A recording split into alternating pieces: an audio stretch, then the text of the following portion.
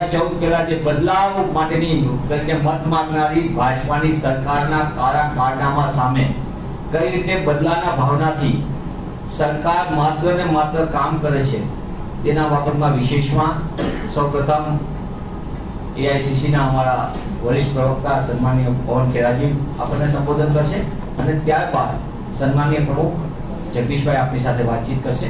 હું વિનંતી કરું સન્માનીય પવન ખેરાજીને કે તેઓ આવતીકાલનો કાર્યક્રમ અને જે સરકારની નીતિ ચાલ ચલણ ચહેરો છે તેના વિશે વિસ્તૃત સન્માનીય પવન ખેરાજી।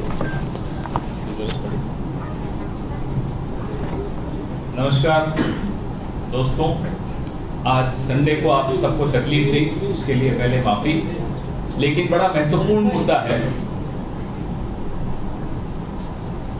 ऐसा मुद्दा है जिसमें भारतीय जनता पार्टी की जो शैली है वो सबके सामने उजागर होती है। हमारे स्वतंत्रता आंदोलन के इतिहास के साथ जुड़ा एक अखबार नेशनल हेराल्ड, जिसका नाम 1937 में यह अखबार शुरू किया गया। शुरू करने वालों में बड़े बड़े नाम, ऐसे नाम जिनको आज भी हम पढ़ते हैं तो उनसे प्रेरणा मिलती है। पंडित जवाहरलाल नेहरू, पुरुषोत्तम दास जी टंडन, सरदार पटेल साहब, रफी अहमद किदवई, ऐसे अनेक हमारे नेता, इस देश के नेता, वो किसी पार्टी से भी बहुत बड़े नेता, पूरे देश के नेता, इन लोगों ने 1937 में यह अखबार शुरू किया। और जब भारत छोड़ो आंदोलन महात्मा गांधी ने आह्वान जिसका किया था, उस वक्त इस अखबार पर अंग्रेजों ने पाबंदी लगा दी, उसको बंद कर दिया। और महात्मा गांधी ने जब ये बंद हुआ अखबार, तब कहा था कि राष्ट्रीय आंदोलन के लिए एक त्रासदी है कि इसको बंद कर दिया गया। इतना महत्वपूर्ण अखबार। इस अखबार पे उस वक्त से लेकर लगातार लोगों को भरोसा था कि एक बैलेंस्ड अखबार है। आप सब पत्रकार हैं, आप समझेंगे मेरी इस बात को। अखबार चलाना आसान काम नहीं होता, खास तौर पे जब वो ईमानदारी से चलाया जा रहा हो। तो नेशनल हेराल्ड को काफी घाटे होने शुरू हुए, लगभग 90 करोड़ के घाटे। ये जानकारी आपके साथ साझा करना इसलिए जरूरी है क्योंकि जिस तरह से एक व्हाट्सएप यूनिवर्सिटी के फॉरवर्ड आते हैं, अफवाहें फैलाई जाती हैं, झूठ फैलाए जाते हैं और सच कहीं दब जाता है, तो सच आपके सामने लाना बहुत जरूरी है। 90 करोड़ के जो ऋण थे, जो उन पर कर्जा हो गया था, वो क्या था? तनख्वाहें पत्रकारों की, कर्मचारियों की, बिजली के बिल, किराए, वो जो खर्चे होते हैं किसी भी अखबार को या किसी भी व्यवसाय को भी चलाने के लिए।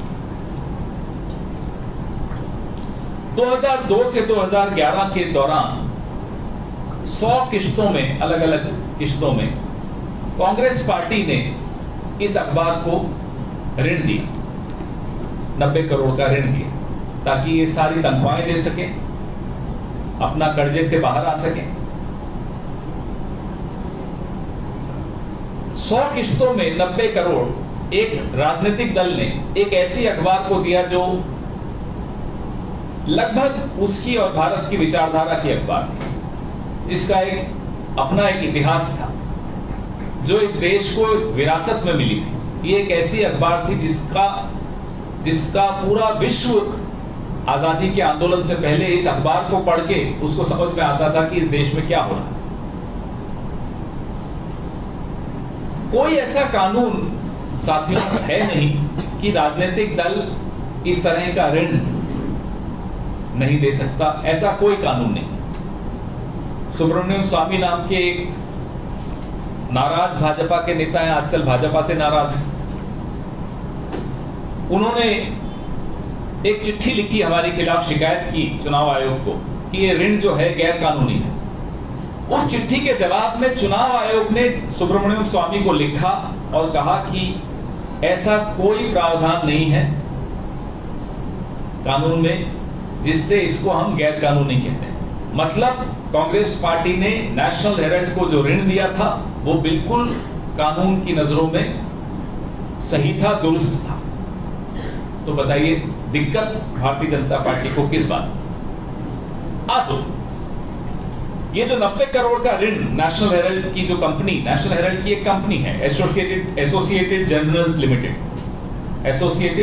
लिमिटेड, अब वो ऋण तो वापस चुका नहीं सकते, तो उस ऋण को इक्विटी शेयर में परिवर्तित कर लिया। हर जो भी कंपनी व्यवसाय को समझते हैं उनको बहुत आसानी से समझ में आता है। और यंग इंडिया नाम की एक कंपनी बनी, नॉट फॉर प्रॉफिट, बड़ा ध्यान से सुनिएगा, not for profit company young India नाम की बनी, जिसमें राहुल जी, सोनिया जी, स्वर्गीय ऑस्कर फर्नांडिस जी, स्वर्गीय मोतीलाल वोरा जी, सुमन दुबे जी, ऐसे कुछ और लोग इसके डायरेक्टर बने। तो जो not for profit company section 25 की कंपनी होती है, उसके डायरेक्टर्स को कोई तनख्वाह नहीं मिल सकती उस कंपनी से, लाभ का एक पैसा नहीं मिल सकता, डिविडेंड नहीं मिल सकता, कुछ नहीं मिल सकता। तो गैर कानूनी तो वहां भी कुछ नहीं हुआ। अब यंग इंडियन ने वो सारे शेयर्स अपने पास रख लिए, खरीद लिए एसोसिएटेड जर्नल्स के। लेकिन एसोसिएटेड जर्नल्स जो कि नेशनल हेराल्ड अखबार निकालता है, उसकी जो प्रॉपर्टीज हैं वो तमाम अभी भी एसोसिएटेड जर्नल्स के ही नाम पर रहेंगी, उन्हीं की हैं। हम लोगों ने पहले सोचा कि कहीं कोई गलती हो गई हो, बहुत खंगाला, कई वकीलों से बात की, एक इतना गैर कानूनी काम नहीं हुआ। लेकिन ये जो बदलाव की राजनीति लाने का नाम लेकर आए, ये सिर्फ और सिर्फ बदला लेने के लिए। कुछ गैर कानूनी नहीं है, लेकिन नहीं साहब, नोटिस क्यों दिया? ताकि एक हफ्ते की हेडलाइन मिल जाएगी। ये सिर्फ हेडलाइन का व्यापार करते। नरेंद्र मोदी जी, एक चीज में हम सबको उनसे कुछ सीखना चाहिए कि कैसे हेडलाइन की मैनेजमेंट करते हैं। पेट्रोल के दाम बढ़ गए, राहुल गांधी को नोटिस भेज दो ईडी का, सब के सब जाएंगे राहुल गांधी को ईडी का नोटिस, बड़ी बड़ी हेडलाइन चलेगी। कोई और विवाद हो गया, सरकार की गलती, कोई विफलता सामने आ गई, हिंदू मुस्लिम करा दो, हेडलाइन बदल जाएगी। तो ये जो ईडी का नोटिस है, जिसमें कल हमारे नेता जाएंगे, सीना ठोक कर जाएंगे, सर ऊपर करके जाएंगे, निडरता से जाएंगे, क्योंकि कुछ गलत नहीं किया, कुछ छिपाने को नहीं है।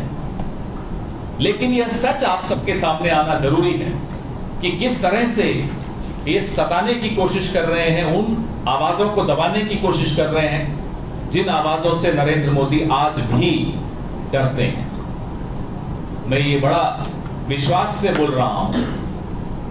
मैंने बहुत नेता देखे हैं, अलग अलग पार्टी के नेता देखे हैं, इतना बड़ा कायर नेता मैंने नहीं देखा।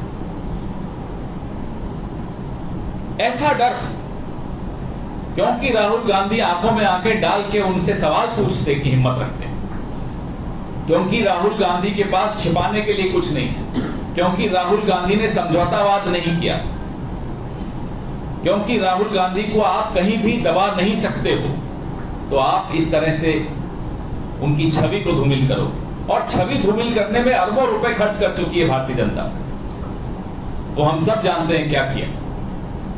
लेकिन हम आपको यह भरोसा दिलाते हैं कि नरेंद्र मोदी जी कितनी ही साजिश रच लें, राहुल गांधी और कांग्रेस पार्टी डरने वाली नहीं है, घबराने वाली नहीं है। हम आप सबके हितों की लड़ाई उसी मजबूती से लड़ेंगे, उससे दुगनी मजबूती से लड़ेंगे। बुलंद आवाज में इनसे सवाल पूछेंगे। आपके कुछ सवाल हो तो आपका स्वागत है।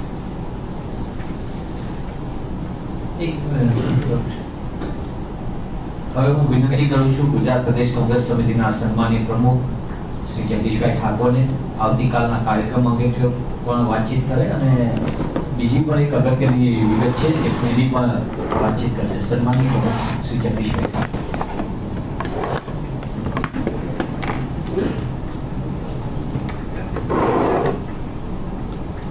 मान्य पवन जी, भाई मनीष, हेमंत भाई, आप सौ મિત્રો, માન્ય પવનજીએ ખૂબ વિગતથી વાત કરી છે.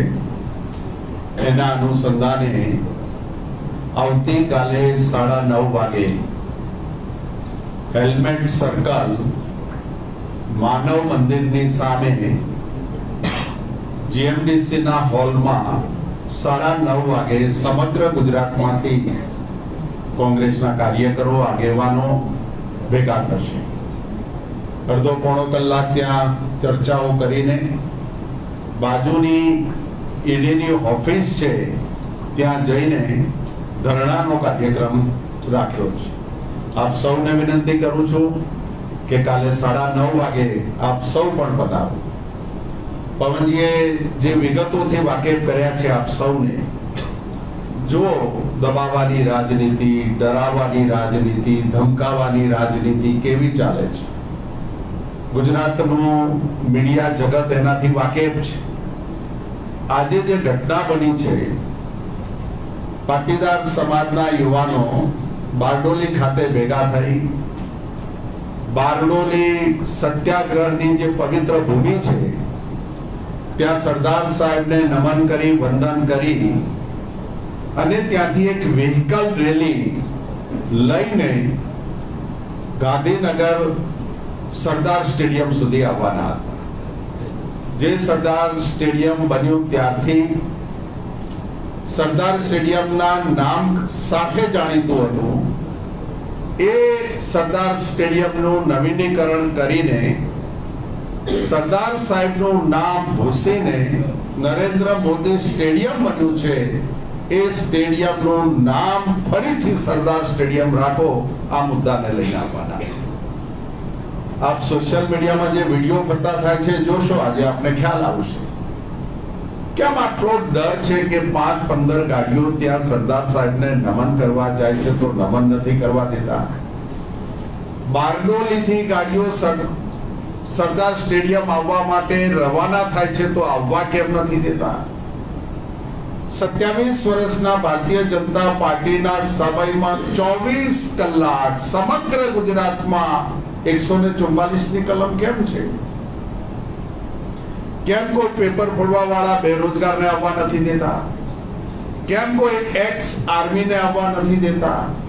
કેમ કોઈ પોલીસના કર્મચારીના પરિવારો ગ્રેડ પે મુદ્દે આંદોલન કરવા માંગે છે તો એને પરમિશન આપવામાં નથી આવતી? ખેડૂતોને પરમિશન આપવામાં નથી આવતી? એ વિદ્યાર્થીઓને, શિક્ષણ જગત સાથે જોડાયેલા કર્મચારીઓને, આરોગ્ય સાથે જોડાયેલા કર્મચારીઓને ક્યાંય પરમિશન નથી આપવા દેતી. એનું કારણ છે કે સરકારને ડર છે, સરકાર ગભરાય છે કે આ જગ્યાએ જો લોકોના ટોળા ભેગા થઈ જશે તો અમારી આબરૂ ધૂળ ધાણી થઈ જશે. સરકાર બરાબર ચાલતી નથી એ પ્રજાને ખબર પડી જશે તો અમને નુકસાન થશે. આ તમામ મુદ્દાઓને લઈને ભારતીય જનતા પાર્ટી ગુજરાતમાં એ મીડિયા જગત હોય, વેપારી જગત હોય, પ્રોફેશનલ ડોક્ટર્સ, વકીલ, હોસ્પિટલો હોય, એ કિસાન આંદોલન સાથે જોડાયેલા લોકો હોય, એ કર્મચારીઓ સાથે જોડાયેલા લોકો હોય, એ તમામ લોકો ઉપર ડર ઉભો કરે છે, બીક ઊભી કરે છે. અને ખબરદાર જો અમારી સામે કઈ બોલ્યા છો તો જેલના સળિયા ગણવા માટે તૈયાર રહેજો. આ દમનની નીતિની સામે આવતીકાલે પણ ગુજરાત પ્રદેશ કોંગ્રેસ સમિતિ અને કોંગ્રેસનું નેતૃત્વ રણટંકાર કરવા જઈ રહ્યું છે. અને એટલા જ માટે આજે મેં 2-3 વિડીયો જોયા અને હમણાં અનંતભાઈ પટેલ સાથે વાત કરી. મને કે સાહેબ અડધો કલાકમાં અમે પહોંચવામાં છીએ, પણ 3 કિલોમીટર ચકલો ના ફરકે એવો પોલીસ બંદોબસ્ત. ગાડીઓ તો 5-15 હશે અને 3 કિલોમીટર સુધી કોઈને જવા દેવામાં ના આવે એવો બંદોબસ્ત. જિગ્નેશભાઈ એક ટ્વીટ કરે તો એને આસામ ધકેલી દેવામાં આવે. અમારા ધારાસભ્ય ભગાભાઈ હોય એ વશ ના થાય તો એની ઉપર કેસ, પૂજાભાઈ વશ ના થાય તો એના ઉપર કેસ, નથાભાઈ ધાનેરા વાળા ધારાસભ્ય વશ ન થાય તો એના ઉપર કેસ, ગેનીબેન ન માને તો એના ઉપર કેસ. અમારા કિરીટભાઈ ના માને તો એના પરિવાર ઉપર કેસ શું કરવા બેઠી છે ભારતીય જનતા પાર્ટીની સરકાર? 182 જીતીશું તો 70 નો આંકડાથી પાર નકદ નથી આવતા. 70 થી વધારે સીટો ભારતીય જનતા પાર્ટી અત્યારના સમયમાં જીતી નથી શકતી. આ રિપોર્ટ ક્યાંથી આવ્યો છે? કોણે તમને આ રિપોર્ટ આપ્યો છે? ના રિપોર્ટ આવ્યા પછી તમને ફફડાટ કેમ છે? આ 70 થી વધારે સીટો તમે નથી જીતતા એટલે કોંગ્રેસને તોડવા તમે કેમ મથો છો? 70 થી વધારે ભારતીય જનતા પાર્ટીના ધારાસભ્યો જીતી શકતા નથી. આની તમને બીક લાગી છે એટલે ડરનો માહોલ તમે કેમ બનાવો છો? આ સવાલો ઊભા થાય છે અને આવતા દિવસમાં ડરની, ડરાવવાની, ધાક ધમકીની રાજનીતિ સામે કોંગ્રેસ નેતૃત્વ લડાઈ લડશે. Thank you.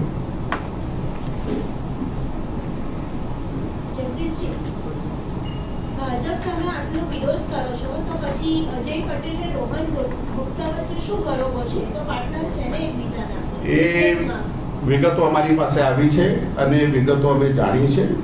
નાના મોટા ધંધા અગાઉ એમના હતા અને અત્યારે કોઈ એવા સંબંધો નથી. તો ધંધા કવર અપ કરતા એવું લાગે છે. બાકી ભાજપ કોંગ્રેસ એક છે, જનતાને મૂર્ખ એ બનાવવા તો એવું લાગે છે. ના એ મૂર્ખ બનાવવાની એક સ્ટોરી ચલાવી રહી છે ભારતીય જનતા પાર્ટી. ભારતીય જનતા પાર્ટી મેં તમને કહ્યું ને 70 થી વધારે સીટો જીતી શકતી નથી એટલે ટાર્ગેટ કરે છે. એનું તળિયું રોહન ગુપ્તા ચર્ચા એટલા માટે કે પાર્ટીની ચર્ચા છે, થઈ ગઈ છે, એમના ડોક્યુમેન્ટ જોઈ લીધા છે, એમાં વધારે કંઈ કરવાનું નથી રહેતું. સવાલ એટલા ઊભા થાય છે કે જે લોકો શીર્ષ નેતૃત્વ માટે બેફામ બોલ્યા છે એવા લોકોને ભારતીય જનતા પાર્ટી કેમ લઈ રહી છે? એવા લોકો સિવાય ભારતીય જનતા પાર્ટી કેમ ચાલવાની નથી?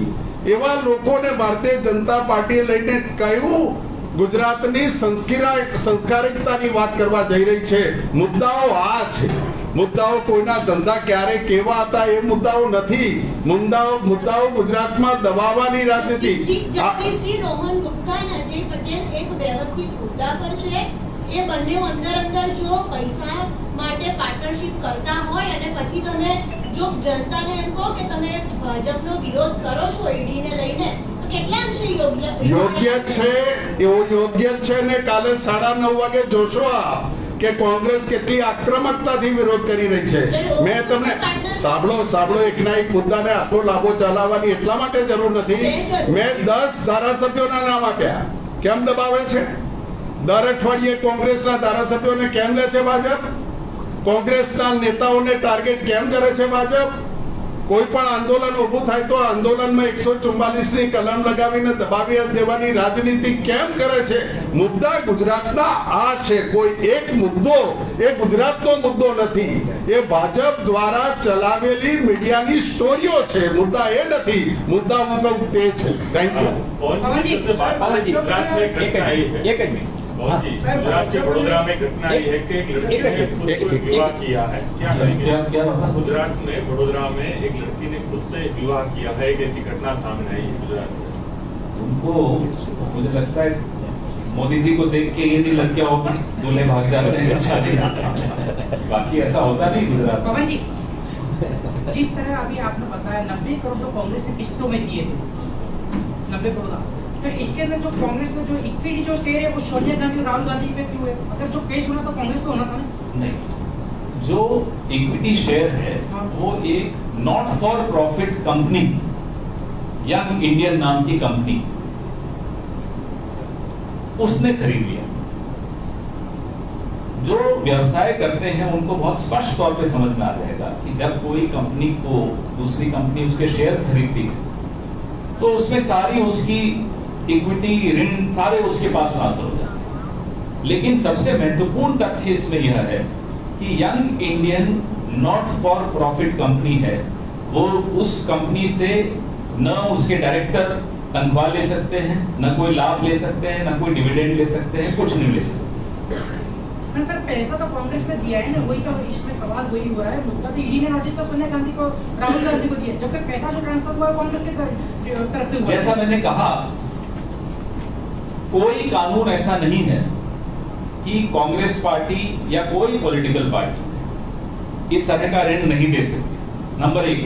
नंबर 2, कोई ऐसा कानून नहीं है जो यंग इंडियन ने जो शेयर्स खरीदे उसको गैर कानूनी बता सके। कानूनी रूप से इतनी भी गलत कोई काम नहीं हुआ। Thank you. Thank you. Thank you.